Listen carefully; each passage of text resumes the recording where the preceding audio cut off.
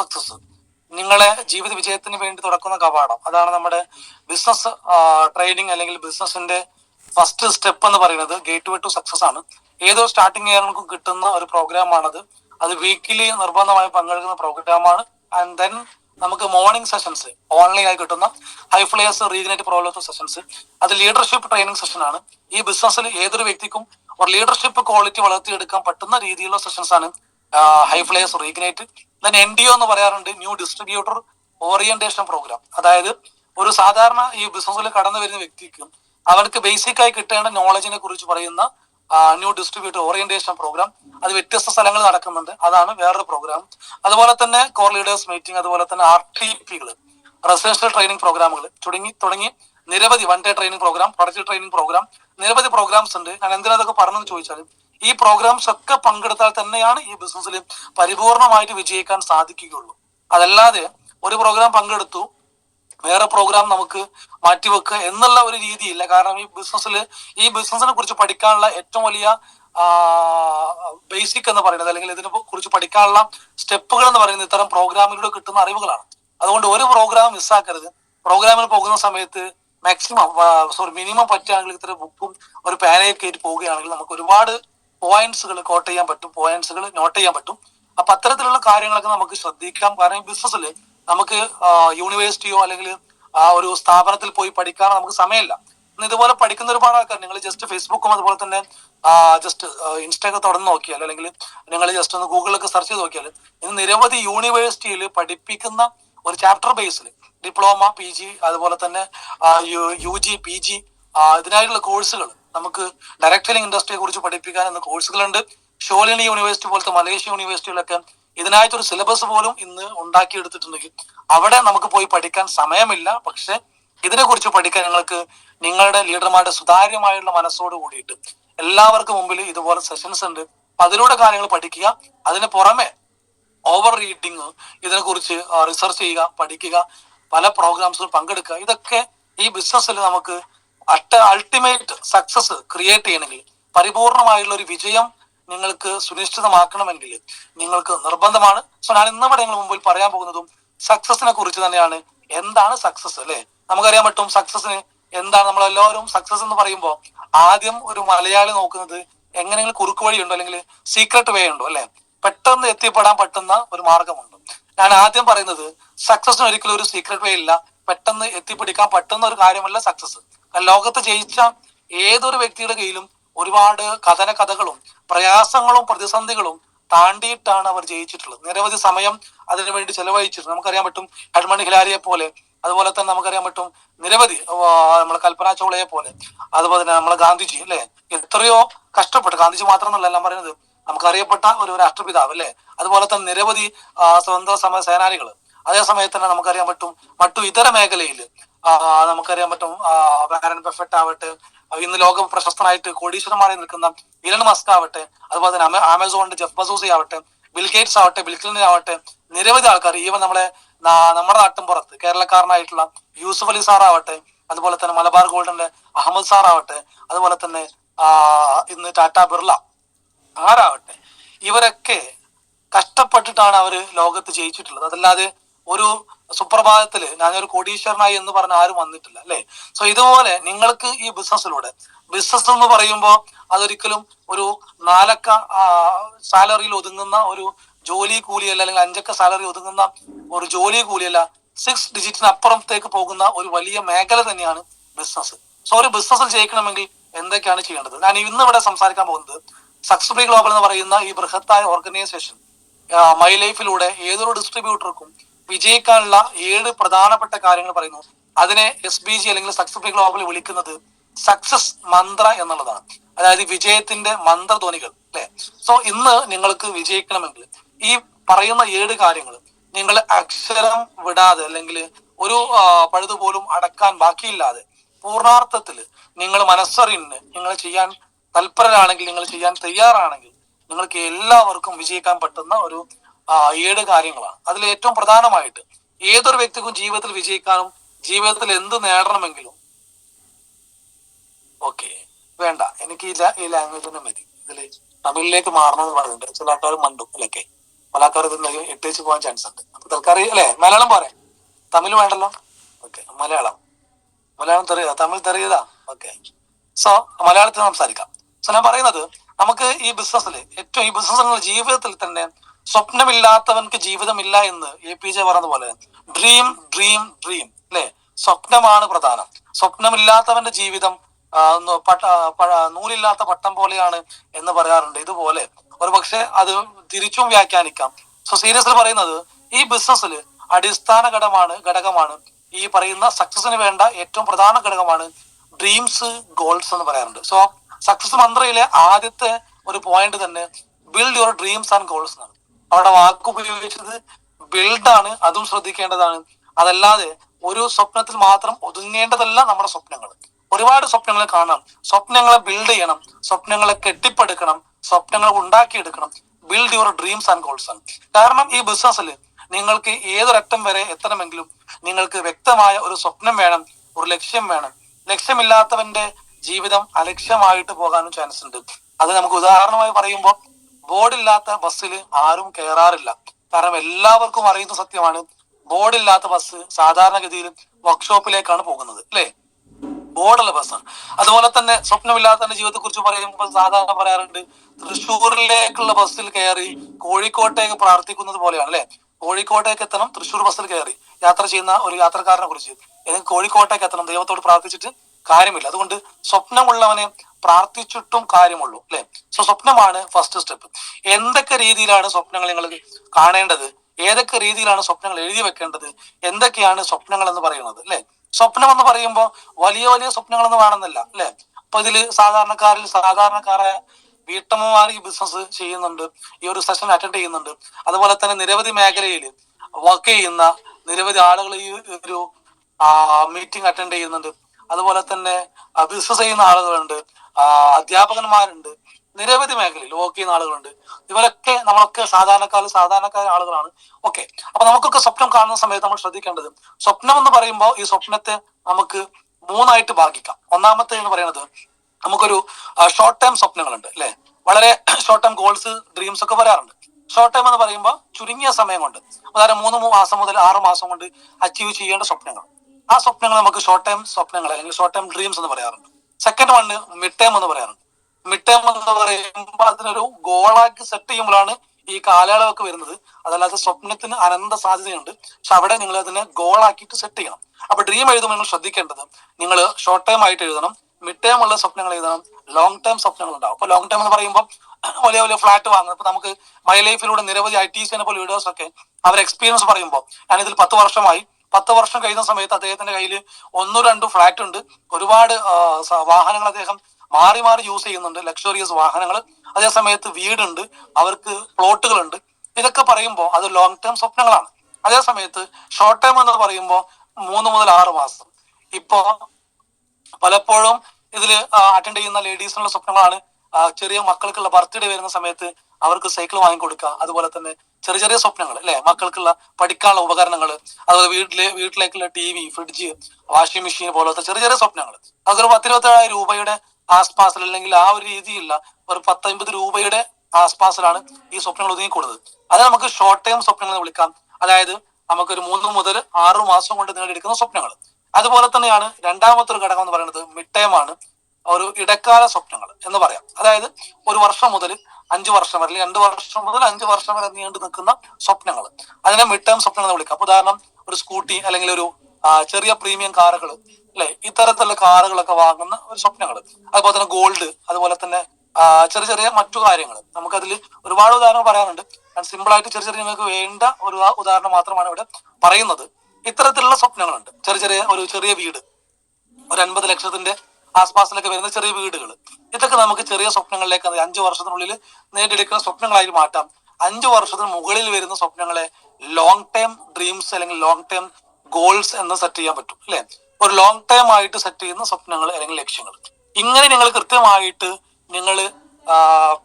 ഇതിനെ കൃത്യമായിട്ട് പാറ്റേണോട് കൂടിയിട്ട് സെറ്റ് ചെയ്താൽ മാത്രമേ നിങ്ങൾക്ക് ഈ ബിസിനസ്സിൽ നിങ്ങൾ മുന്നോട്ട് പോകാൻ സാധിക്കുകയുള്ളൂ എന്ന് പറയാൻ കാരണം, സ്വപ്നമില്ലാത്തവർക്ക് ഒരിക്കലും ബിസിനസ്സിൽ അധിക കാലം ഒരിക്കലും നീണ്ടുപോകാൻ സാധിക്കില്ല. അഥവാ നിങ്ങൾ നിൽക്കുന്നുണ്ടെങ്കിൽ നിങ്ങൾ മനസ്സിലാക്കേണ്ടത്, നിങ്ങൾ മറ്റൊരുത്തന്റെ സ്വപ്നം നേടിയെടുക്കാനുള്ള ഒരു ടൂളായിട്ടാണ് ഈ ബിസിനസ് ചെയ്യുന്നത്. അതൊരിക്കലും ആകരുത്. സ്വന്തമായിട്ട് സ്വപ്നം കണ്ട് സ്വന്തമായ സ്വപ്നത്തെ സാക്ഷാത്കരിക്കാൻ വേണ്ടിയിട്ട് പ്രവർത്തിക്കുന്ന ഒരു കൂട്ടമായിട്ട് നമ്മൾ മാറണം, ഒരു വ്യക്തിയായിട്ട് മാറണം. So seriously first step build your dreams and goals ആണ്. നിങ്ങൾ നിർബന്ധമായിട്ടും ഇന്ന് മുതൽ ഇതുവരെ എഴുതാത്ത ആളുകളൊക്കെ ഒരു ബുക്ക് എടുത്ത്, ഒരു ഡയറി എടുത്ത്, നല്ല വൃത്തിയിൽ ഡയറി എടുത്ത് നിങ്ങൾ അതിൽ ഡേറ്റും മാസവും ഒക്കെ ഫിക്സ് ചെയ്ത് നിങ്ങളുടെ സ്വപ്നത്തെ ഒന്ന് വ്യാഖ്യാനിച്ച് എഴുതാം. അതുപോലെ തന്നെ സ്വപ്നം ഞാൻ നേരത്തെ പറഞ്ഞു, mid time, short time, long time എന്ന് പറയുമ്പോൾ അതേ സമയത്ത് തന്നെ സ്വപ്നത്തെ നിങ്ങൾ എഴുതി വെക്കണം. അതൊരു പോയിന്റാണ്. കാരണം നമുക്ക് ഒരുപാട് ആളുകൾ സ്വപ്നം കാണാൻ വലിയ ആഗ്രഹമാണ്. പക്ഷെ നമ്മൾ ആരും സ്വപ്നത്തെ എഴുതി വെക്കാറില്ല. നിങ്ങൾ ജസ്റ്റ് ഒരു പ്രവാസി എടുത്ത് നോക്കുകയാണെങ്കിൽ, ഒരു വിദേശ രാജ്യത്തിന് പോയി വർക്ക് ചെയ്യുന്ന ഒരു പ്രവാസിയെ സമയത്തോളം പോകുന്ന സമയത്ത് അദ്ദേഹത്തിന് ഒരുപാട് സ്വപ്നങ്ങളുണ്ട്. അതിൽ ഏറ്റവും പ്രധാനമായിട്ടും പലപ്പോഴും വരുന്ന ഒരു വീടാണ് പല പ്രവാസികളും സ്വപ്നമായി വരുന്നത്. ഈ വീട് എങ്ങനെ ഉണ്ടാക്കാം? അവരെ തലയിൽ വന്ന ആ ഒരു സ്വപ്നത്തെ അവരൊരു പക്ഷെ ഒരു എഞ്ചിനീയറെ കണ്ട് അതിന് കൃത്യമായ പ്ലാന് പോലും വരച്ചു വെച്ചിട്ടുണ്ടാവും, അല്ലെ? കാരണം ക്യാഷ് ആകുന്ന സമയത്ത് ഈ ഒരു വീട് എനിക്ക് കയറ്റണം. ഈ സ്വപ്നമാണ് അദ്ദേഹത്തിന് ജോലിക്ക് പോകുന്ന സമയത്തും അദ്ദേഹം കഷ്ടപ്പെടുന്ന സമയത്തും അവിടെ ഒരു നേരത്തെ ഭക്ഷണത്തിന് പോലും പ്രതിസന്ധികൾ അല്ലെങ്കിൽ പ്രയാസങ്ങൾ അനുഭവിക്കുന്ന സമയത്തും കിടത്തം പോലും ശരിയായ രീതിയിൽ ഇവിടെ നിങ്ങളെ കുടുംബക്കാർ കിടക്കുന്ന രീതിയിൽ കിടക്കാൻ പറ്റാനിട്ട് പോലും ആ കിടത്തത്തിൽ പോലും സങ്കടം വരാത്തത് തന്റെ സ്വപ്നം അദ്ദേഹത്തിന്റെ മനസ്സിലുണ്ട്. ഈ സ്വപ്നമാണ് അദ്ദേഹത്തെ മുന്നോട്ട് നയിക്കുന്ന കപ്പൽ അല്ലെങ്കിൽ മുന്നോട്ട് നയിക്കുന്ന വാഹനം അല്ലെങ്കിൽ എഞ്ചിൻ അല്ലെങ്കിൽ ഫ്യൂൽ എന്ന് പറയുന്നത് ഈ സ്വപ്നമാണ്. ഈ സ്വപ്നം കണ്ടത് കൊണ്ടാണ് അവരവിടെ കൂടുതൽ കാലം എന്ത് റിസ്ക് എടുത്ത് ജീവിക്കാനും തയ്യാറായിട്ടുണ്ട്. സോ സ്വപ്നമുള്ളവർക്ക് ഒരിക്കലും പ്രശ്നമുണ്ടാവില്ല. പക്ഷെ ആ സ്വപ്നത്തെ എഴുതി വെക്കണം. എഴുതി വെക്കപ്പെട്ട സ്വപ്നങ്ങളെ ലോകത്ത് സംഭവിച്ചിട്ടുള്ളൂ, അതേ സംഭവിക്കുകയുള്ളൂ. അതുകൊണ്ട് എഴുതി വെക്കണം. എഴുതി വെക്കുന്ന സമയത്ത് തന്നെ കൃത്യമായിട്ട് നിങ്ങൾ അതൊരു ഗോളാക്കി സെറ്റ് ചെയ്യണം. കൃത്യമായ ഒരു ചാനൽ കൊടുക്കണം, അതിനൊരു ടേംസ് ആൻഡ് കണ്ടീഷൻസ് കൊടുക്കണം. അതുപോലെ തന്നെ അതിന് കൃത്യമായ ക്ലാരിഫിക്കേഷൻ കൊടുക്കണം. ഉദാഹരണം, പല ആൾക്കാരും സ്വപ്നം എഴുതുന്ന സമയത്ത് കാറ്, ബൈക്ക്, വീട് എന്നൊക്കെ എഴുതുമ്പോൾ ഏത് തരത്തിലുള്ള വീട്, എത്ര അതിനുള്ള സ്ക്വയർ ഫീറ്റ്, എത്ര ക്യാഷ് വരും, അതിന് എത്ര റൂമുകൾ വേണം, അതിന് എത്ര അറ്റാച്ച്മെന്റ് ബാത്റൂമുള്ള റൂമുകൾ വേണം, അതിന് വേണ്ട അതിന്റെ ഡൈനിങ് ഹാൾ എങ്ങനെ വേണം, കിച്ചൺ എത്ര സൗകര്യത്തിൽ വേണം, ഇങ്ങനെ കൃത്യമായിട്ട് അതിനെ നിങ്ങൾ വിശദീകരിച്ചുകൊണ്ട് തന്നെ സെറ്റ് ചെയ്യണം. അതുപോലെ തന്നെ കാറാവുമ്പോൾ ഏത് കാറ്, ഏത് മോഡൽ, ഏത് കളർ, അതിൽ തന്നെ എത്ര പ്രൈസ്, അതിൽ തന്നെ മോഡിഫിക്കേഷൻ വേണം, അങ്ങനെ കൃത്യമായിട്ട് ഓരോ കാര്യങ്ങൾ നിങ്ങൾ എന്ത് ചെയ്യണം, എഴുതി വെക്കണം. ഇങ്ങനെയാണ് സ്വപ്നത്തെ നിങ്ങൾ എന്താവേണ്ടത്, എഴുതി വെക്കണം. അതല്ലാതെ ചില സ്വപ്നം എഴുതാൻ പറയുമ്പോൾ ഒരുപാട് നമ്മൾ പി ഡി ഷോപ്പിൽ പോകുന്ന സമയത്ത് വീട്ടിൽ നിന്ന് കോൾ ചെയ്താന്ന് പറയും സാധാരണ, അല്ലെ? തക്കാളി, ഉള്ളി ഇങ്ങനെ എഴുതും പോലെ അതിന് കിലോഗ്രാം പോലും ഇട്ടിട്ടുണ്ടാവില്ല. അതുപോലെ കാറ്, ബ്രേക്ക്, TV, ഫ്രിഡ്ജ് ഇങ്ങനെ സ്വപ്നം എഴുതും. ഇങ്ങനെ എല്ലാം സ്വപ്നം എഴുതുന്നുണ്ട്. സ്വപ്നത്തെ നിങ്ങൾ എന്ത് ചെയ്യണം, ഒന്ന് ഗോളാക്കിയിട്ട് സെറ്റ് ചെയ്യണം. അതിനൊരു ക്ലാരിഫിക്കേഷൻ കൊടുക്കണം. അത് നിങ്ങൾ പിക്ചറൈസേഷൻ ചെയ്യാൻ പറ്റുമെങ്കിൽ അതും ചെയ്തു വെക്കണം. അത് കഴിഞ്ഞിട്ട് നിങ്ങൾ കാണുന്ന സ്ഥലത്ത് വളരെ പബ്ലിക് ആയിട്ട് നിങ്ങൾ എന്ത് ചെയ്യണം, അതിനെ ഒട്ടിച്ചു വെക്കണം. കാരണം നമ്മുടെ അറിയപ്പെട്ട ഒരു വ്യക്തി, അത് പേര് കൃത്യമായി ഓർമ്മ കിട്ടുന്നില്ല, എന്റെ ഓർമ്മ ഞങ്ങൾ അസിം പ്രേംജിയാണ് തോന്നുന്നുണ്ട്. അദ്ദേഹം പറഞ്ഞ പോയിന്റ് ഉണ്ട്. അദ്ദേഹം പറഞ്ഞത് ഇങ്ങനെയാണ്: നിങ്ങളുടെ സ്വപ്നം നിങ്ങൾ മറ്റൊരുത്തന്റെ മുമ്പിൽ പറയുന്ന സമയത്ത് അവൻ ചിരിക്കുന്നുണ്ടെങ്കിൽ അതാണ് യഥാർത്ഥ സ്വപ്നം. നിങ്ങളെ കളിയാക്കണം, അല്ലെ? നിങ്ങളെ സ്വപ്നം കേട്ടാൽ നിങ്ങളുടെ കുടുംബക്കാരോ നിങ്ങളുടെ സുഹൃത്തുക്കളോ പൊട്ടിച്ചിരിക്കണം, അവർ കളിയാക്കണം, അതാണ് യഥാർത്ഥ സ്വപ്നം. അതല്ലാത്ത സ്വപ്നം യഥാർത്ഥ സ്വപ്നമല്ല. കാരണം നിങ്ങൾക്കൊരു ജോലി ചെയ്താൽ നേടാൻ പറ്റുന്നതേ നിങ്ങൾ എഴുതി വെക്കുന്നെങ്കിൽ അതെടുത്ത് ശരിക്കും സ്വപ്നമല്ല. അത് ജോലി ചെയ്താൽ സാധിക്കും. ഉദാഹരണം, എനിക്ക് ഒരു നേരത്തെ ഭക്ഷണം കഴിക്കണം, അതെന്റെ സ്വപ്നമാണ്. അതൊരു സ്വപ്നമായിട്ട് എഴുതി വെക്കുമ്പോൾ മനസ്സിലാക്കുന്നത് അതൊരു ജോലി കൊണ്ട് നേടാൻ പറ്റുമോ ഇല്ലേ. ഒരു ജോലി കൊണ്ട് നേടാൻ പറ്റാത്തതാണ് ഒരു ബിസിനസ് കൊണ്ട് നിങ്ങൾ എഴുതി വെക്കേണ്ടത്. അതുകൊണ്ട് ഈ ബിസിനസ് തുടങ്ങുന്ന സമയത്ത് നിങ്ങൾ ഒരുപാട് സ്വപ്നങ്ങൾ എഴുതി വെക്കണം. നിരവധി ഡ്രീമിന്റെ സെഷൻസ് മനോജ് സാറായിട്ടും നിഷാ സാറായിട്ടും ഇസ്മായിൽ സാറായിട്ടും അൽതാഫ് സാറായിട്ടും നമ്മൾ ഒരുപാട് ലീഡേഴ്സ് നമുക്ക് എടുത്തു തരുന്നുണ്ട്. ഈ ലീഡേഴ്സ് ഒക്കെ എടുക്കുന്ന സമയത്ത് അത് മനസ്സിലാക്കി വെക്കുക. നിങ്ങൾ സ്വപ്നം കാണാൻ പഠിക്കുക. ഇനി സ്വപ്നം കാണാൻ ഒരുപാട് കാര്യങ്ങൾ നമുക്ക് ചെയ്യാനുണ്ട്. യൂട്യൂബൊക്കെ തുറന്നു നോക്കിയാൽ നിരവധി കാറിന്റെയും വീടിന്റെ ഒക്കെ വീഡിയോസ് അതിലുണ്ട്. അതൊക്കെ ഒന്ന് കണ്ടാല് കണ്ണുള്ളിൽ കണ്ട് നിങ്ങൾ ആസ്വദിക്കുക. എന്നിട്ട് നിങ്ങൾ സ്വപ്നം കാണാൻ പഠിക്കുക. അതുപോലെ തന്നെ രണ്ടാമത്തെ കാര്യം, ഈ ഒരു വെറി 007 രണ്ടാമത്തെ കാര്യം, സ്വപ്നത്തെ കുറിച്ച് ഒരുപാട് പറയാനുണ്ട്. സ്വപ്നം എങ്ങനെ എഴുതാൻ മുതൽ എല്ലാ കാര്യങ്ങളും. പക്ഷെ അതിനൊക്കെ സമയം പരിമിതപ്പെട്ടതാണ്. കാരണം രാവിലെ നിങ്ങൾക്കൊക്കെ വർക്കിനിറങ്ങാൻ സമയമാകുന്നുണ്ടാവും. അതുകൊണ്ട് നെക്സ്റ്റ് പോയിന്റിലേക്ക് പോകാണ്. വെറി 007 രണ്ടാമത്തെ പോയിന്റ് ബി കമ്മിറ്റഡ് ആണ്. കമ്മിറ്റ്മെന്റ് എന്ന് പറയുമ്പോൾ ഒരു മലയാള വ്യാഖ്യാനത്തിൽ എന്ന് പറയാം പ്രതിബദ്ധത എന്ന് പറയാം. പക്ഷെ എന്താണ് പ്രതിബദ്ധത, അല്ലെ?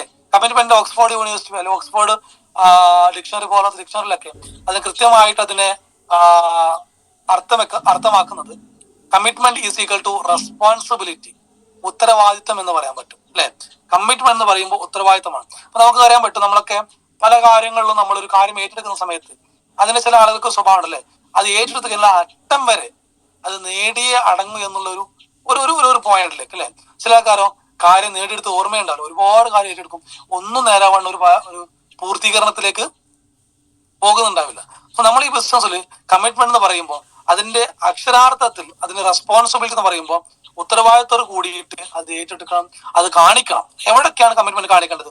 ഫസ്റ്റ് ഓഫ് ഓൾ നിങ്ങൾ ദൈവത്തിലുള്ള കമ്മിറ്റ്മെന്റ് കാണിക്കണം, ഗോഡ്സ് കമ്മിറ്റ്മെന്റ് അല്ലെ, ദൈവത്തിൽ കമ്മിറ്റ്മെന്റ് കാണിക്കണം. സെക്കൻഡ് വണ് നിങ്ങളോട് കമ്മിറ്റ്മെന്റ് കാണിക്കണം. നിങ്ങളോടെന്ന് പറയുമ്പോൾ നിങ്ങളുടെ സ്വപ്നങ്ങൾ, നിങ്ങളടങ്ങുന്ന കുടുംബക്കാർ അല്ലെ, ഇതൊക്കെ നിങ്ങൾ കാണിക്കേണ്ട കമ്മിറ്റ്മെന്റ് ആണ്. സോ ഈ കുടുംബത്തിൽ കമ്മിറ്റ്മെന്റും നിങ്ങളുടെ കമ്മിറ്റ്മെന്റും പൂർത്തീകരിക്കണമെങ്കിൽ നിങ്ങൾ ഈ ബിസിനസ്സിനെ നേരാവണ്ണം വളരെ വ്യക്തമായിട്ട് ആത്മാർത്ഥമായിട്ട് ഒരു ലക്ഷ്യത്തോട് കൂടിയിട്ട് നിങ്ങൾ ഈ ബിസിനസ്സിനെ ചെയ്യണം. അതാണ് നിങ്ങൾ കുടുംബത്തോട് നിങ്ങൾ കാണിക്കേണ്ട കമ്മിറ്റ്മെന്റ്. അതല്ലാതെ കുടുംബത്തോട് കാണിക്കേണ്ട കമ്മിറ്റ്മെന്റ് എന്ന് പറയുമ്പോൾ കുടുംബത്തിലെ എല്ലാ കല്യാണത്തിനും കൂടുക എന്നുള്ളതല്ല, എല്ലാ പരിപാടിയും കൂടുക എന്നുള്ളതല്ല. നിങ്ങൾ ആലോചിച്ച് നോക്ക്, ഒരു പ്രവാസി ഈ കുടുംബത്തെയും കുട്ടികളെയും മക്കളെയൊക്കെ വിട്ട് ഗൾഫിലേക്ക് പോകുന്ന സമയത്ത് അദ്ദേഹം 2 വർഷത്തിനുള്ളിൽ ഒരു കല്യാണം കൂടുന്നില്ല, ഒരു സൽക്കാരം കൂടുന്നില്ല, ഒരു കുടിലിക്കലും ഹൗസ് വാമിങ് കൂടുന്നില്ല, ഒരു പരിപാടിക്ക് വരുന്നില്ല. കാരണം എന്താണ്? അദ്ദേഹത്തിന് ഒരു ഡ്രീം ഉണ്ട് അല്ലെ, പോയി കഴിഞ്ഞ് ഞാൻ തിരിച്ചു വരുന്ന മുമ്പായിട്ട് ഇന്നാലിന്റെ കാര്യം എനിക്ക് നേടണം. അപ്പൊ അതിന് തടസ്സമാണ് ഏതെങ്കിലും പ്രോഗ്രാമിൽ ഞാൻ പങ്കെടുക്കല്, അല്ലെങ്കിൽ ഇന്നാലിന്റെ കാര്യത്തിന് ഇടക്കിടക്ക് നാട്ടിലേക്ക് വരല്, അത് തടസ്സമാണ്. അപ്പൊ ആ തടസ്സം കണ്ടുകൊണ്ടാണ് അദ്ദേഹത്തിന്റെ സ്വപ്നത്തിന് വേണ്ടിയിട്ട് കമ്മിറ്റ്മെന്റോട് കൂടിയിട്ട് അവിടെ എന്താവുന്നത് വർക്ക് ചെയ്യുന്നത്. ഇതുപോലെ ഒരു കമ്മിറ്റ്മെന്റുള്ള വ്യക്തിയാണോ?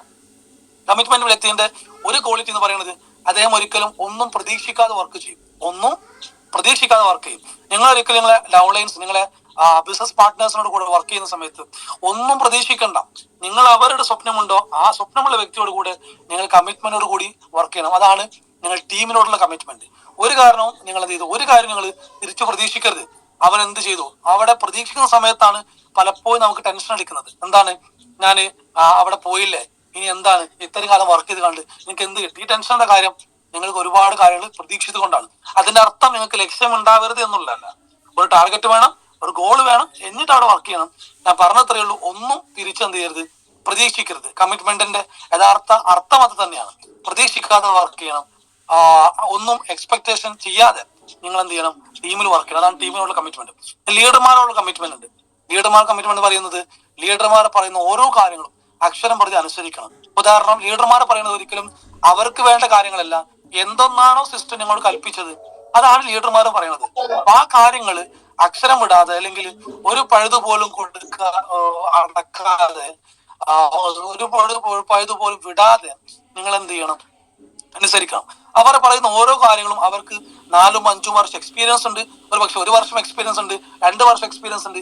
ഈ എക്സ്പീരിയൻസോട് കൂടിയിട്ടാണ് അവർ എന്താവണത്, ഈ കാര്യം നിങ്ങളോട് പറയണത്. അപ്പൊ അവിടെ ഒരു പക്ഷെ കയ്പാവാം, മധുരമാകാം, എന്താവട്ടെ. കാരണം കയ്പുള്ളതെല്ലാം ഇറക്കുന്ന സമയത്ത് മധുരമുണ്ട്. നെല്ലിക്ക പോലെയാണ് ലീഡർമാരുടെ വാക്കുകൾ. ഒരു പക്ഷെ ആദ്യം കേൾക്കുമ്പോൾ ഇതൊരു റിസ്ക് ആയി തോന്നേക്കാം, ചെയ്യുന്ന സമയത്ത് അതിന് ബെനിഫിറ്റ് കിട്ടും. ഉദാഹരണം നമുക്കറിയാൻ പറ്റും, എന്റെ ടീമിൽ തന്നെ ഒരുപാട് സ്ട്രോങ് ഉണ്ട്.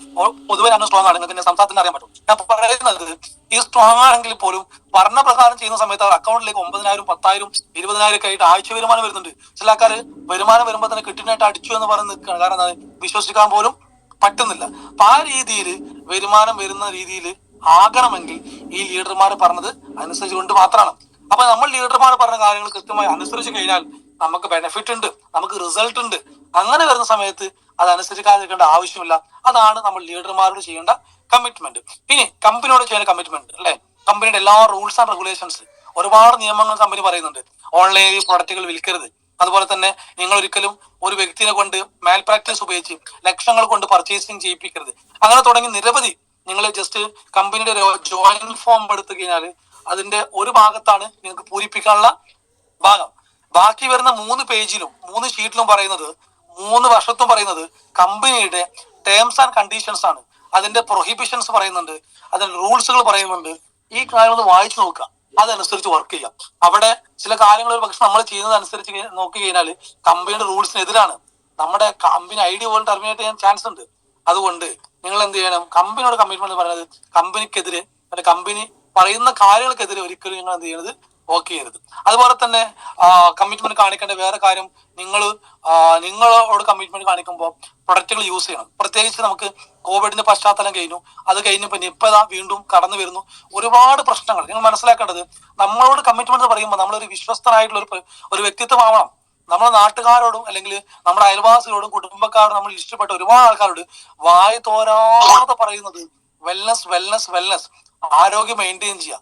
ഈ വ്യക്തിയോ 2 ദിവസം വിളിച്ചപ്പോൾ പഞ്ച് കെടുക്കുകയാണ് അല്ലേ, കുഴപ്പമില്ല, വിഷയമല്ല, എന്താണെങ്കിലും അദ്ദേഹം ഉൽപ്പന്നം ഉപയോഗിക്കുന്ന വ്യക്തിയാണെങ്കിൽ ഇത് ഉൽപ്പന്നം പോലും കണ്ടിട്ടുണ്ടാവില്ല. കവചപ്രാശി ചോദിച്ചാല് അന്ന് പണ്ട് പൊട്ടിച്ച മഞ്ഞ കുപ്പി അല്ലെ, ആ കുപ്പി ഉണ്ടാവും എന്ത് അവിടെ ഉണ്ടാവും അല്ലെ. ഈ രീതിയിലേക്കാണ് ചില ആൾക്കാർ കവചപ്രാശിനെ യൂസ് ചെയ്യും. അല്ലെങ്കിൽ കവചപ്രാശം ഡേറ്റ് നോക്കുമ്പോൾ അതിന്റെ എക്സ്പയർ ഡേറ്റ് ചിലപ്പോൾ 2025 കാരണം. അപ്പൊ എത്രയോ മുമ്പ് വാങ്ങിയ കവചപ്രാശാണ്. ഡെയിലി കവചപ്രാശ് കഴിക്കണം, കാരണം ഇമ്മ്യൂണിറ്റി ബൂസ്റ്റ് ചെയ്യണം. നമ്മുടെ ഹെൽത്ത് ഉണ്ടെങ്കിൽ നമുക്ക് വരുമാനം ഉണ്ടാക്കാൻ സാധിക്കുള്ളൂ. അതുകൊണ്ട് നിങ്ങൾ ഹെൽത്ത് റിലേറ്റഡ് ആയിട്ടുള്ള എല്ലാ സപ്ലിമെന്റ്സും നിങ്ങൾക്ക് എന്തൊക്കെയാണ് വേണ്ടത് നിങ്ങൾ ഒരുപാട് ചോദിച്ചു അത് കൃത്യമായിട്ട് നിങ്ങൾ എന്ത് ചെയ്യണം, യൂസ് ചെയ്യണം. നിങ്ങൾ ഈ പറയുന്ന കമ്പനിയോട് കമ്മിറ്റ്മെന്റ് കാണിക്കുമ്പോൾ ഉൽപ്പന്നം ഉപയോഗിക്കുന്ന ഒരു ഡിസ്ട്രിബ്യൂട്ടർ ആയിട്ട് നിങ്ങൾ മാറണം. അതാണ് ഫസ്റ്റ് സ്റ്റെപ്പ്. അങ്ങനെ നിരവധി കമ്മിറ്റ്മെന്റ് നിങ്ങൾ കാണിക്കേണ്ടതുണ്ട്. ഈ പറയുന്ന കമ്മിറ്റ്മെന്റോട് കൂടിയിട്ട് വർക്ക് ചെയ്താൽ മാത്രമേ ഈ ബിസിനസ്സിൽ വിജയിക്കാനും സാധിക്കുകയുള്ളൂ. സോ രണ്ടാമത്തെ വിജയിക്കാനുള്ള ഒരു മന്ത്രം എന്ന് പറയുന്നത് ബി കമ്മിറ്റ്മെന്റ് ആണ്. കമ്മിറ്റ്മെന്റ് നിങ്ങൾ കാണിക്കണം എല്ലാ കാര്യത്തിലും. And third one, do daily or weekly activities. നിങ്ങൾ ഡെയിലി ചെയ്യേണ്ട വർക്കുകൾ, ആഴ്ചയിൽ ചെയ്യേണ്ട വർക്കുകൾ അത് കൃത്യമായി ചെയ്യണം. ഇവിടെ ഒരുപാട് ആളുകൾക്ക് സംശയമുണ്ട്. സാധാരണഗതിയിൽ ഡെയിലി ചെയ്യാന്ന് പറയുമ്പോൾ ഞാൻ എന്താ ചെയ്യേണ്ടത്? പലപ്പോഴും പല ആളുകളും സ്റ്റാർട്ടിങ് നോ പ്രോബ്ലം, നിങ്ങൾ ലീഡർമാർ ചോദിച്ചു മനസ്സിലാക്കണം. ചില ആൾക്കാർ ലീഡർഷിപ്പിലേക്ക് എത്തിയിട്ട് TC ആയിട്ടും ATC ആയിട്ടും ചിലപ്പോൾ ഫാസ്റ്റ് ട്രാക്കർ ആയിട്ടും ഒക്കെ ചോദ്യത്തിൽ അറിയുള്ളൂ, ഇനി ഞാൻ എന്താ ചെയ്യേണ്ടത്? രാവിലെ എണീറ്റ ലീഡർമാർക്ക് പണി എന്താണ്? ബംഗാളികൾ പോലെയാണ്, ബംഗാളികൾക്ക് പണി കൊടുക്കും പോലെയാണ്. ഇന്ന സ്ഥലത്തേക്ക് പോകണം. ഇതൊരു പ്ലാനിങ് ഓക്കെ, ബട്ട് നിങ്ങൾക്കൊരു പ്ലാനിങ് വേണം, സ്വയം ഒരു പ്ലാനിങ് വേണം. ഞാൻ നാളെ എന്ത് ചെയ്യണം? നിങ്ങളുടെ കൂടെ 2 ബ്രാഞ്ചിൽ 2 വ്യക്തികൾ പോലും വന്നാൽ പോലും, ഒരു വ്യക്തി ബ്രാഞ്ച് 1 ഒരു വ്യക്തി ബ്രാഞ്ച് 2 വന്നു കഴിഞ്ഞാൽ നിങ്ങളുടെ ജസ്റ്റ് സതീഷ് സാർ മൈക്കാർ അതൊക്കെ എന്താവുന്നുണ്ട്? Thank you. No problem. പെട്ടെന്ന് ബംഗാളി പണി എന്ന് പറഞ്ഞപ്പോഴേ ആരോ പണിക്ക് പോകുന്നത് അവിടെ പെട്ട സൗണ്ട് ഇറക്കിയതാണ്. ഓക്കെ, ഞാൻ പറയുന്നത് നിങ്ങൾ എന്ത് ചെയ്യുക, നിങ്ങൾ ഒരു കൃത്യമായ പ്ലാനിങ്ങോട് കൂടി വർക്ക് ചെയ്യുക. ഒരു ഉദാഹരണം, നിങ്ങൾക്ക് വേണം ഒരു പ്ലാനിങ് വേണം. ഞാൻ എവിടേക്ക് പോകണം, ഞാൻ ആരെ കൂടെ വർക്ക് ചെയ്യണം, ഞാൻ നാളെ എന്താണ് ചെയ്യേണ്ടത്, അതിന് കൃത്യമായി നിങ്ങൾ എന്ത് ചെയ്യണം, ഒരു പ്ലാനിങ് ഉണ്ടാക്കി വെക്കണം. ഒരു ടു ഡു ലിസ്റ്റ് എന്ന് പറയാറുണ്ട് സാധാരണഗതിയിൽ.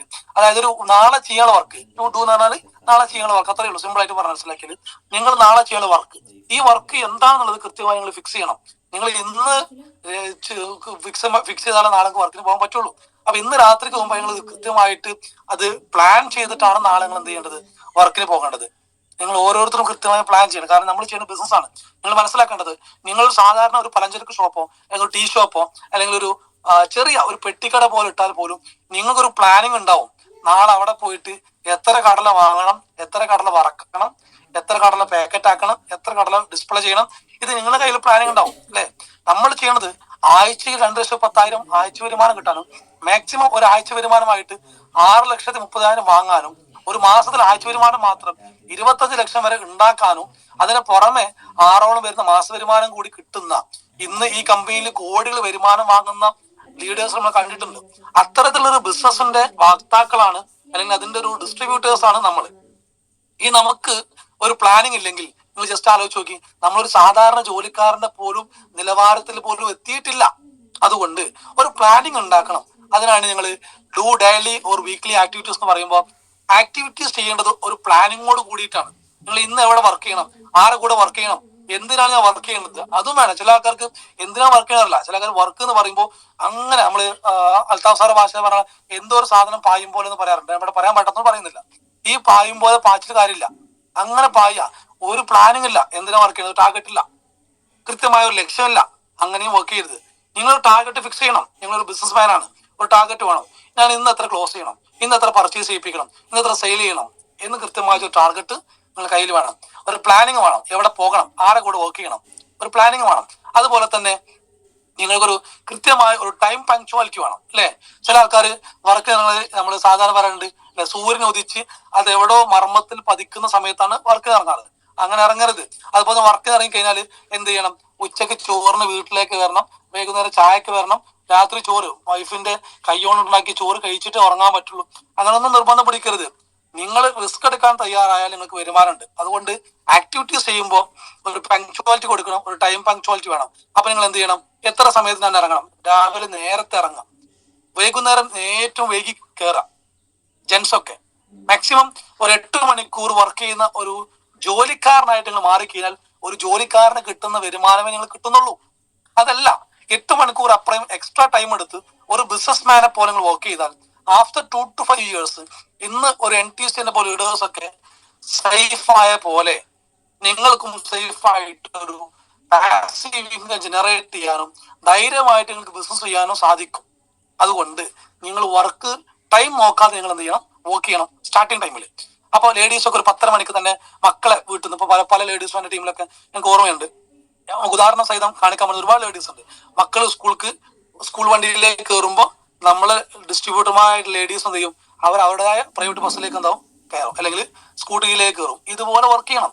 അതല്ല ലേഡീസ് എന്ന് പറയുമ്പോൾ 1 മണിക്ക് ഇറങ്ങേണ്ട ഒരു ടീമല്ല, അല്ലെങ്കിൽ 12:30 ഇറങ്ങേണ്ട ടീമല്ല. നിങ്ങൾ കൃത്യമായ ടൈം ഷെഡ്യൂൾ വേണം. സോറി, പെട്ടെന്ന് നമ്മുടെ സ്പീഡ് ആകുമ്പോൾ വാക്കുകൾ പറഞ്ഞിട്ടുണ്ട്. നമ്മൾ ടൈം ഷെഡ്യൂൾ വേണം. നിങ്ങൾ കൃത്യമായിട്ട് എന്ത് ചെയ്യണം? ഒരു ടൈം ഷെഡ്യൂൾ ചെയ്ത് വർക്ക് ചെയ്യണം. അതാണ് ഡെയിലി വീക്കിലി ആക്ടിവിറ്റീസ്, ആഴ്ചയിലും ദിവസത്തിലും ചെയ്യുന്ന വർക്കിൽ പ്രധാനമായിട്ടും ശ്രദ്ധിക്കേണ്ടത്. അതുപോലെ തന്നെ എടുത്ത വർക്കുകൾ നിങ്ങൾ കൃത്യമായി നോട്ട് ചെയ്യണം. നോട്ട് ചെയ്ത വർക്കുകൾ കൃത്യമായിട്ട് വീണ്ടും നിങ്ങൾ ഫോളോ അപ്പ് ചെയ്യണം. നമുക്ക് ബെറി 007 പറയുമ്പോൾ 4 ബേസിലേക്ക് പോവാം. കാരണം ബേസിക് ആയ സ്റ്റെപ്പുകൾ അവിടെ നിർബന്ധമാണ്. കാരണം ഡ്രീം ഉള്ളവർക്ക് ലിസ്റ്റ് ഉണ്ടാവുകയുള്ളൂ, ലിസ്റ്റ് ഉള്ളവർക്ക് ഇൻവിറ്റേഷൻ ഉണ്ടാവുള്ളൂ, ഇൻവിറ്റേഷൻ ചെയ്ത ആൾക്ക് ഷോപ്പ് പ്ലാൻ പ്രസന്റ് ചെയ്യാൻ പറ്റുള്ളൂ, പ്ലാൻ പ്രസന്റ് ചെയ്ത ആളെ ഫോളോ അപ്പ് ചെയ്യാൻ പറ്റുകയുള്ളൂ. അപ്പൊ നിങ്ങൾ എടുത്ത വർക്കുകൾ നിങ്ങൾ നോട്ട് ചെയ്യണം. അതിൽ എത്ര ആൾക്കാർ പ്രധാനമായ ആളുകളുണ്ട്, അതിൽ എത്ര ആൾക്കാർ ഉൽപ്പന്നം വാങ്ങിയവരുണ്ട്. നമുക്ക് SBGയുടെ കീഴിൽ ഒരു സ്റ്റാർട്ടപ്പ് ഗൈഡ് കിട്ടിയിരുന്നു അല്ലെ? ആ സ്റ്റാർട്ടപ്പ് ഗൈഡിൽ കൃത്യമായി പറയുന്നുണ്ട് നിങ്ങൾ കൊടുത്ത ഉൽപ്പന്നത്തിന്റെ ഡേറ്റും ആളെ പേരും ഏതൊക്കെ ഉൽപ്പന്നം കൊടുത്തു എന്ന് വരെ ഇതിൽ നോട്ട് ചെയ്യാനുണ്ട്. ഇത് നിങ്ങൾ സ്വന്തമായിട്ട് ഉണ്ടാക്കിയെടുക്കണം. അതല്ല ഇനി സ്റ്റാർട്ടപ്പ് ഗൈഡ് വരട്ടെ എന്നിട്ട് വാങ്ങാം എന്ന് കാത്തു നിൽക്കണ്ട. ഇതൊക്കെ നിങ്ങൾ ചെയ്യുക. അപ്പൊ സീരിയസ്ലി പറഞ്ഞാല് നിങ്ങളൊരു ലക്ഷ്യത്തോട് കൂടിയിട്ട് വർക്ക് ചെയ്യണം, ഒരു ടാർഗറ്റ് ബേസ് ചെയ്ത് വർക്ക് ചെയ്യണം. അതല്ലാതെ മൈ ലൈഫിൽ പ്രത്യേകിച്ച് ചെലവൊന്നുമില്ല, 35,000 രൂപക്കോ 15,000 രൂപക്കോ കുറച്ച് ഉൽപ്പന്നം എടുത്തു, കുറച്ച് ഞങ്ങൾ ഉപയോഗിച്ചു, പ്രത്യേകിച്ച് എക്സ്പെൻസ് ഒന്നുമില്ല, അതുകൊണ്ട് തോന്നിയ മാതിരി എന്താ മതി ബിസിനസ് ചെയ്താൽ മതി എന്ന് പറയുമ്പോൾ നമുക്ക് നഷ്ടമാണ് മൈ ഡിയേഴ്സ്. കാരണം നിങ്ങൾ പൈസ ഇറക്കിയിട്ടില്ലെങ്കിൽ പോലും നിങ്ങളുടെ ലോകത്ത് എനിക്കും നിങ്ങൾക്കും വിലപ്പെട്ട ഒരു വസ്തു എന്ന് പറയുന്നത് സമയമാണ്. ഈ സമയം ചെലവാക്കുന്നത് കൃത്യമായ ഒരു ഷെഡ്യൂളിംഗ് അല്ലെങ്കിൽ നിങ്ങൾ നാളെ ഖേദിക്കേണ്ടി വരും. കാരണം ആരോഗ്യവും എനർജിയും ഉള്ള സമയം നിങ്ങൾ വേസ്റ്റ് ആക്കി കഴിഞ്ഞാൽ ഇതില്ലാത്തൊരു സമയം വരുമ്പോൾ ഈ സമയത്തെ കുറിച്ച് ഖേദിക്കേണ്ടി വരും. അതുകൊണ്ട് കൃത്യമായിട്ട് ചെലവാക്കാം. ഇനി ഞാനൊരു കാര്യം കൂടി അഡീഷണലി പറയാം. ഇന്ന് പല ആൾക്കാരും വർക്കിന് പോകുന്നുണ്ട്, ജോലിക്ക് പോകുന്നുണ്ട്. ഞാൻ പറയുന്നത് നിങ്ങൾ പ്രയോറിറ്റി ചേഞ്ച് ചെയ്യൂ. നിങ്ങൾ ആ ജോലി കഴിഞ്ഞ ഉടനെ മൈ ലൈഫിന് പ്രയോറിറ്റി ചേഞ്ച് ചെയ്യും. ആ ജോലിയേക്കാളും പ്രാധാന്യം ഏതിന് കൊടുക്കുക? മൈ ലൈഫിന് കൊടുക്കുക. ഞാൻ പറയാൻ കാരണം ആ ജോലിയിൽ നിന്ന് കിട്ടാത്ത സ്വപ്നം കാണാൻ ഈ ജന്മത്തിലേ കിട്ടൂല. അങ്ങനത്തെ ഒരു വരുമാനം മൈ ലൈഫിൽ നിന്ന് കിട്ടാൻ പോകുന്നത്. അതുകൊണ്ട് നിങ്ങൾ ആ ജോലി കഴിഞ്ഞ ഉടനെ പാർട്ട് ടൈം ആയിട്ടാണെങ്കിൽ പോലും ഈ ബിസിനസ്സിലേക്ക് ഇറങ്ങിയിട്ട് മാക്സിമം നിങ്ങളിതൊരു ഫുൾ ടൈമർ ആക്കിയിട്ട് നാളെ മാറ്റാനും ശ്രമിക്കാം. അതുകൊണ്ട് മൂന്നാമത്തെ സ്റ്റെപ്പ് ഞാൻ പറഞ്ഞു. ഒന്നാമത്തത് build your dreams and goals. Second one B committed. Third one do daily or weekly activities. Daily ചെയ്യേണ്ട വർക്കുകൾ, വീക്ക്ലി ചെയ്യേണ്ട വർക്കുകൾ. അതൊരു ആഴ്ചയുടെ മുമ്പ് തന്നെ നിങ്ങൾ പ്ലാൻ ചെയ്യണം. എന്തൊക്കെ വർക്കുകൾ ചെയ്യേണ്ടത്, ആരൊക്കെ കൂടെ വർക്ക് ചെയ്യേണ്ടത്. സ്റ്റാർട്ടിങ്ങിൽ ആളുകളൊക്കെ നിങ്ങൾ ലീഡർമാരുമായിട്ട് ഇരുന്ന് കൃത്യമായി ചോദിച്ച് മനസ്സിലാക്കുക. And fourth one starting A new distributor. ഓരോ ദിവസവും ഒരു പുതിയ ഡിസ്ട്രിബ്യൂട്ടറെ നിങ്ങൾ കൊണ്ടുവരണം. ഒരു പുതിയ പ്രോസ്പെക്ട് നിങ്ങൾ ചെയ്യണം.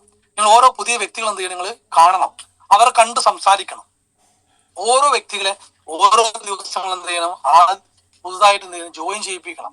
കാരണം നിങ്ങൾ മനസ്സിലാക്കേണ്ടത് അമേരിക്കയിലൊക്കെ ഇന്നത്തെ രീതി എന്ന് ചോദിക്കുന്നത് ഒരു ദിവസം ഒരാൾക്ക് ഇത്ര ആളുകളെ അസോസിയേറ്റ് ചെയ്യാൻ പറ്റുള്ളൂ. കാരണം അവരെ ഈ ബിസിനസ് വളർന്നു കഴിഞ്ഞപ്പോ ഒരുപാട് എക്സ്പാൻഡ് ചെയ്തപ്പോ സ്വാഭാവികമായിട്ട് ആളുകൾക്ക് ഇത്ര ലിമിറ്റേഷൻ വെച്ചു. പക്ഷെ ഇന്ത്യയിൽ നിന്നൊരു ലിമിറ്റേഷൻ ഇല്ല. ആ ലിമിറ്റേഷൻ വരുന്നതിന് മുമ്പായിട്ട് നിങ്ങൾ മാക്സിമം ആളുകളിലേക്ക് ബിസിനസ് എത്തിക്കാൻ ശ്രമിക്കുക. മാക്സിമം ആളുകൾ പ്ലാൻ കൊടുക്കുക. കാരണം പോസ്റ്റ് കോവിഡ് നോക്കുന്ന സമയത്ത് കോവിഡിന് ശേഷം നിരവധി ആളുകൾ ശരിക്കും ആപ്പിട്ടിരിക്കുകയാണ്. അതായത് പറ്റ ഡൗൺ ആയിരിക്കുക. ബിസിനസ്സിലാവട്ടെ ജോലിയിലാവട്ടെ. പണ്ടത്തെ പോലെ ജോലി ഇല്ല, ബിസിനസ്സുകാർ പണ്ടത്തെ പോലെ നടക്കുന്നില്ല. ഇങ്ങനെയൊക്കെയാണ് മുന്നോട്ട് പോകുന്നത്. അപ്പൊ എല്ലാ ആളുകൾക്കും ഒരു അഡീഷണൽ ഇൻകം ആവശ്യമുണ്ട്. അവരെ നിങ്ങൾ കൃത്യമായിട്ട് ഈ ഒരു ബിസിനസ് പ്ലാൻ പറഞ്ഞു കൊടുത്ത് അവരെ കൂടെ നിങ്ങൾ എന്താണ് നിങ്ങൾ നിന്ന് അവരെ കൂടെ വർക്ക് ചെയ്യണം. അവിടെയാണ് നിങ്ങൾക്ക് എന്ത് ചെയ്യണത്, നിങ്ങൾക്ക് ഇതിലൂടെ ജയിക്കാൻ സാധിക്കുന്നത്. അതുകൊണ്ട് ഓരോ ദിവസവും പുതിയൊരു ഡിസ്ട്രിബ്യൂട്ടർ, ഇത് പറയുന്ന സമയത്ത് പല ആൾക്കാർ തോന്നുന്നത് എന്റെ ലിസ്റ്റിൽ തന്നെയാണോ, ലിസ്റ്റ് നിർത്താൻ ടൈം ആയിട്ടില്ല. മൈ ഡിയേഴ്സ്, നിങ്ങൾ ഏതൊക്കെ അറ്റം വരെ പോകുന്നോ ആ അറ്റം വരെ നിങ്ങൾ എന്ത് ചെയ്യണം, ലിസ്റ്റ് കൊണ്ടുപോകണം. നിങ്ങളുടെ ലിസ്റ്റ് നിർത്തേണ്ടത് നിങ്ങൾ ക്രൗൺ അംബാസഡർ മുബീൻ സാറിനെ പോലെ ആവുമ്പോൾ വേണമെങ്കിൽ ലിസ്റ്റ് നിർത്താം. നിങ്ങൾ ലിസ്റ്റ് ഉണ്ടാക്കിക്കൊണ്ടേയിരിക്കുക, ലിസ്റ്റ് നിങ്ങൾ പ്രിപ്പറേഷൻ കൂട്ടിക്കൊണ്ടേയിരിക്കുക, ലിസ്റ്റിന് ഒന്നുകൂടി സ്ട്രോങ് ആണ് കട്ടി കൂട്ടുക. അവർ എവിടുന്ന് ആളുകൾ കാണുമ്പോഴും ആ ലിസ്റ്റിലേക്ക് എന്ത് ചെയ്യുക, ആഡ് ചെയ്യുക. അതല്ലാതെ ലിസ്റ്റ് നിർത്താൻ ടൈം ആയിട്ടില്ല. അതുകൊണ്ട് എല്ലാ ദിവസവും ഒരു പുതിയ വ്യക്തിയെ സ്വന്തമായിട്ട് പേഴ്സണലി നിങ്ങൾ സ്പോൺസർ ചെയ്യുക. ഒരു പുതിയ വ്യക്തിയെ ഒരു ദിവസം ഒരു വ്യക്തി എന്ന് വിചാരിക്കുമ്പോൾ 30 ദിവസം കഴിയുമ്പോൾ 30 ആളുകൾ വരും. 30ൽ 820 പ്രിൻസിപ്പിൾ വർക്കൗട്ട് ആകുമ്പോൾ 30ൽ 5 ആളുകൾ നിങ്ങളെ കൂടെ എന്ത് ചെയ്യും, സീരിയസ് ആയിട്ട് ബിസിനസ് ചെയ്യും. ലാഭ പരിപാടിയാണ്. ഈ 5 ആൾക്കാർ ചുരുങ്ങിയത് നിങ്ങൾ ക്ലോസിംഗ് എടുത്തു കഴിഞ്ഞാൽ ഒരാള് 50,000 വെച്ച് ക്ലോസ് ചെയ്താൽ 15,000 30,000 വെച്ച് സ്റ്റാർട്ടപ്പായി തുടങ്ങി കഴിഞ്ഞാൽ ഏകദേശം ആ മാസത്തെ ബിസിനസ് മാത്രം 1.5 ലക്ഷത്തിന് മുകളിലാണ്. അല്ലേ? ഞാൻ പറയുന്നത് ഈ രീതിയിലേക്ക് നിങ്ങൾ ചിന്തിക്കുക. അപ്പോൾ നിങ്ങൾക്ക് സ്വന്തമായിട്ട് നിങ്ങൾ എന്ത് ചെയ്യണം, പേഴ്സണലി സ്പോൺസർ ചെയ്യണം. ആ 4ാമത്തെ കാര്യം ഞാൻ പറഞ്ഞു, സ്റ്റാർട്ടിങ് ഡിസ്ട്രിബ്യൂട്ടർ. 5ാമത്തെ കാര്യം build your depth and in org and org too. അതിന് ഏറ്റവും നല്ല ഉദാഹരണം കൊട്ട മൂടി നെണ്ടിനെ പിടിക്കുക എന്നുള്ളതാണ്. മനസ്സിലായിട്ടുണ്ടാവും അല്ലേ? നമ്മൾ നെണ്ടിനെ പിടിക്കുന്നുണ്ട്, പക്ഷെ കൊട്ട മൂടിയിട്ടില്ല. നിങ്ങൾ നെണ്ടിനെ പിടിക്കുന്നു, കൊട്ടയിലെടുക്കുന്നു, വീണ്ടും ആ നെണ്ട് വള്ളത്തിലേക്ക് പോകുന്നു, വീണ്ടും ആ നെണ്ടിനെ പിടിക്കുന്നു, കൊട്ടയിലെടുക്കുന്നു. പല ആൾക്കാരും ഇതുപോലത്തെ ഒരു പ്രോസസ്സിംഗ് ആണ്. അതായത് ഞണ്ടിനെ പിടിക്കുന്നുണ്ട്, കൊട്ട മൂടിയിട്ടില്ല, അപ്പൊ ഞണ്ട് വീണ്ടും വള്ളത്തിലേക്ക് പോകുന്നുണ്ട്. ഇതാകരുത്. Build your depth in org and org too. നിങ്ങളുടെ ഡെപ്ത് ബിൽഡ് ചെയ്യണം. നിങ്ങളെ കൊണ്ടുവന്ന വ്യക്തിയെ നിങ്ങൾ കൃത്യമായി സിസ്റ്റത്തിലേക്ക് കണക്ട് ചെയ്ത് അവരെ പഠിപ്പിക്കേണ്ടത് പഠിപ്പിച്ച്, അവർ കൊടുക്കേണ്ടത് കൊടുപ്പിച്ച്, അവരെ പ്രാക്ടിക്കലി പഠിപ്പിച്ച്, അവരെ സ്വന്തമായി വർക്ക് ചെയ്യിപ്പിച്ച് ഒരു ലീഡർഷിപ്പിലേക്ക് വളർത്തണം. അതിന് NDO പ്രോഗ്രാമുകൾ അവരെ കാണിപ്പിക്കണം, അവരെ ചെയ്യിപ്പിക്കണം. അതുപോലെ തന്നെ അവരെ പ്രസന്റ് ചെയ്യിപ്പിക്കണം. മെല്ലെ മെല്ലെ തുടക്കത്തിലെ ഒരു ചെറിയ കുട്ടി പ്രസവിച്ച ഉടനെ തന്നെ ഒരു 10 കിലോ ചാക്ക് തലയിൽ വെച്ചാൽ കുട്ടി പാതാളത്തിലേക്ക് പോകും. അങ്ങനെ ചെയ്യരുത്. മെല്ലെ മെല്ലെ മെല്ലെ തിന്നാ പനയിൽ നിന്നല്ലേ, മുള്ളു നിന്നാ പനയിൽ നിന്നൊക്കെ ചൊല്ലുകളുണ്ട്. ഇതുപോലെ മെല്ലെ മെല്ലെ അദ്ദേഹത്തെ പഠിപ്പിക്കേണ്ടത് പഠിപ്പിച്ച് വഷളാക്കാതെ വളർത്തണം. ചില ആൾക്കാർ ഓവറെ സ്നേഹിച്ച് കൂടെ നിന്ന് പോരൂല. ചില ആൾക്കാർ അങ്ങനെയാണ്. പിന്നെ കുട്ടിക്ക് എണീറ്റ് ഉടനെ മാന കാണണം. ഇതുപോലെ ചില ആൾക്കാർ, അതായത് ഇതിൽ ഡിസ്ട്രിബ്യൂട്ടർ ആയിട്ട് മുരടിച്ച് 6 മാസം 1 വർഷം കഴിഞ്ഞിട്ടുണ്ടാവും, എന്നാലും ലീഡറായിട്ട് ഒന്നും പോകില്ല. ചില ലീഡർമാർ ഒലങ്ങനെ തോളിൽ കയറ്റി കൊണ്ടുപോയി ചെയ്യും. അങ്ങനെ ചെയ്യരുത്, വഷളാക്കരുത്. ഒരു 3 മാസം കഴിഞ്ഞാൽ ആട്ടണം. ഐ മീൻസ് തള്ളക്കോയി കുഞ്ഞുങ്ങളെ ആട്ടും പോലെ എന്ത് ചെയ്യണം, മാക്സിമം പോലെ 3 മാസം അതിനുള്ള വേഗം ഗ്രൗണ്ടിലേക്ക് ഇറക്കണം, സ്വന്തമായി വർക്ക് ചെയ്യിപ്പിക്കണം. എന്നിട്ട് അവരെന്ത് ചെയ്യണം, ഒരു ലീഡർഷിപ്പിലേക്ക് വളർത്തണം. ഇതാണ് ചെയ്യേണ്ടത്. അവിടെയാണ് ഡെപ്ത് ബിൽഡ് ചെയ്യുക എന്ന് പറയുന്നത്. ഓക്കെ, അപ്പൊ ഡെപ്ത് ഓർഗ് 1ലും ഓർഗ് 2ലും നിങ്ങളെ പോലെ നിങ്ങൾ മാറി നിന്നാലും ചെയ്യാൻ പറ്റുന്ന ഒരു കൂട്ടം ലീഡർമാർ എന്ത് ചെയ്യണം, ഉണ്ടാക്കിയെടുക്കണം. അതാണ് ഡെപ്ത് ബിൽഡ് ചെയ്യുക. അത് ഈ ബിസിനസ്സിൽ അനിവാര്യ ഘടകമാണ്.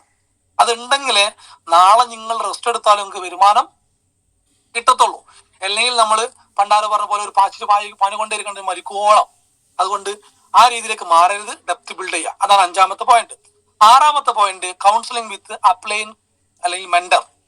നിങ്ങളുടെ പ്രോപ്പർ ആയിട്ടുള്ള ഒരു അപ്ലൈനുമായിട്ട് ഒരു മെന്ററുമായിട്ട്, ഇത് സ്റ്റാർട്ടിങ്ങിലേക്ക് ഒരു പക്ഷെ മെന്റർ ഉണ്ടാവുന്നില്ല, TC ലീഡർമാർക്ക് മെന്റർ എന്തായാലും ഉണ്ടാവും എന്ന് വിശ്വസിക്കുന്നു. ഇല്ലെങ്കിൽ ഒരു മെന്റർ നിങ്ങൾ കണ്ടെത്തുക. നിങ്ങൾ STC ലീഡർമാരായിട്ടുള്ള ക്വാളിഫൈഡ് ആയിട്ടുള്ള സ്കില്ലുള്ള ഒരു ലീഡർ മെന്ററായിട്ട് സെലക്ട് ചെയ്യുക. ആ ലീഡർ മെന്റർഷിപ്പിൽ പ്രോപ്പർ മെന്റർഷിപ്പിൽ എന്ത് ചെയ്യുക, പോവുക. അവർ 1 മാസത്തിൽ എന്ത് ചെയ്യുക, നിങ്ങൾ മെന്റർഷിപ്പ് ഇരിക്കുക, 2 മണിക്കൂർ മാറ്റി വെക്കുക. അതിരുന്ന് ആ മാസത്തിൽ കംപ്ലീറ്റ് അനലൈസേഷൻ ചെയ്യുക, അതിനെ കമ്പാരിസൺ ചെയ്ത് പഠിക്കുക. എന്നിട്ട് അതിൽ എന്തിനാ തിരുത്തണം, ആ തിരുത്താതെ മെന്റർ പറഞ്ഞു തരുമ്പോ തിരുത്തും വേണം. ചില കാര്യം മെന്റർ തിരുത്തൂല, പിന്നെ നമ്മൾ പോണ പോക്ക് തന്നെ പോകും. അതാകരുത്. മെന്ററായിട്ട് ഇരിക്കണം. അപ്ലൈൻ കൗൺസിലിംഗ് മെന്റർ കൗൺസിലിംഗ് കൃത്യമായി ചെയ്യണം. അതാണ് 6ാമത്തെ പോയിന്റ്. അങ്ങനെ ചെയ്യുന്ന സമയത്ത് നമുക്ക് തിരുത്തി മുന്നോട്ട് പോകാനും നമുക്ക് കൂടുതൽ വിജയങ്ങളിലേക്ക് എത്താനും സാധിക്കുകയുള്ളൂ. ആൻഡ് ഫൈനൽ 1 അല്ലെ, ദീപസ്തംഭ മഹാശ്ചര്യം. നമുക്ക് വേണം cash, that is earn weekly and monthly income. നിങ്ങൾ അനുസരിക്കേണ്ട അല്ലെങ്കിൽ നിങ്ങൾ ഏറ്റവും കൂടുതൽ നിങ്ങൾ ആഗ്രഹിക്കുന്ന ഒരു കാര്യമാണ് പൈസ ഉണ്ടാക്കുക. നമ്മളൊക്കെ ആഗ്രഹിക്കുന്നതാണ് അല്ലേ? അതിനെന്ത് ചെയ്യണം, ഈ പറയുന്ന 6 സിസ്റ്റം പാലിച്ചു പോയാലും, അതിന് പുറമെ ബേസിക് ആയിട്ട് 4 സിസ്റ്റം പാലിച്ചാലും, അതിന് പുറമെ 5 5 ഫിംഗേഴ്സ് റൂൾസ് പാലിച്ചാലും മാത്രമേ നിങ്ങൾക്ക് പ്രോപ്പറായിട്ട് കണ്ടിന്യൂസ് ആയിട്ട് റെഗുലർ ആയിട്ട് ഒരാഴ്ച കിട്ടി പിന്നെ 10 ആഴ്ച ഇൻകം ഇല്ല. അതല്ല, റെഗുലർ ആയിട്ട് എല്ലാ ആഴ്ചയിലും എല്ലാ മാസത്തിലും കിട്ടേണ്ട വരുമാനം കിട്ടാണെങ്കിൽ ഈ പറയുന്ന സിസ്റ്റം 100% നിങ്ങൾ ഫോളോ ചെയ്യാൻ തയ്യാറാക്കണം. അപ്പൊ 6ാമത്തെ കഴിഞ്ഞു. 7ാമത്തത് earn weekly and monthly income. മാസത്തിലും ആഴ്ചയിലും നേടേണ്ട ഇൻകം നിങ്ങൾ നേടുക. അതൊരിക്കലും മിസ്സാക്കരുത്. പലപ്പോഴും പല ആൾക്കാരും ഈ ആഴ്ച കുറച്ച് പർച്ചേസിംഗ് ഉള്ളൂ, അവനെല്ലാം കൂട്ടിയിട്ട് അടുത്ത ആഴ്ച ചെയ്യാം. അതൊരിക്കലും വെക്കരുത്. അതൊരു ബിസിനസ്മാന്റെ ക്വാളിറ്റി അല്ല, ഒരു സ്വഭാവമല്ല, ഒരു ഹാബിറ്റ് അല്ല, ഒരു ശീലമല്ല.